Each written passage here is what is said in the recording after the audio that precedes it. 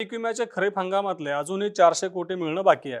तसं रब्बी हंगामातले 207 कोटी रुपये शेतकऱ्यांच्या खात्यात जमा व्हायचे आहेत. चालू हंगामातलेच नाही तर गेल्या वर्षीचे म्हणजे 2023-24 मधल्या खरीप आणि रब्बी दोन्ही हंगामातले मिळून जवळपास 262 कोटी रुपये अजून शेतकऱ्यांना मिळालेले नाहीत. राज्य सरकारनं आपल्या हिस्साचा विमा हप्ता विमा कंपन्यांना दिला नाही, त्यामुळे विमा कंपन्यांनी ही रक्कम रखडून ठेवली आहे. आता राज्याचे कृषी मंत्री माणिकराव कोकाटे यांनी विधान परिषदेमध्ये अशी माहिती दिली की राज्य सरकार आपल्या वतीचा विमा हप्ता पुढच्या 8 दिवसांमध्ये विमा कंपन्यांना देईल आणि त्यानंतर शेतकऱ्यांच्या खात्यामध्ये रखडलेली सर्व विमा भरपाईची रक्कम पुढच्या 15 दिवसांमध्ये जमा होईल. आता तुम्हाला सगळ्यांना आठवत असेल की अशीच डेडलाईन आपल्या राज्याचे कृषी मंत्री आणि एकंदरीत सरकारकडून 3-4 महिन्यांपूर्वी देण्यात आली होती, परंतु त्यानंतर काही झालं नाही. विमा भरपाईची रक्कम रखडूनच आहे.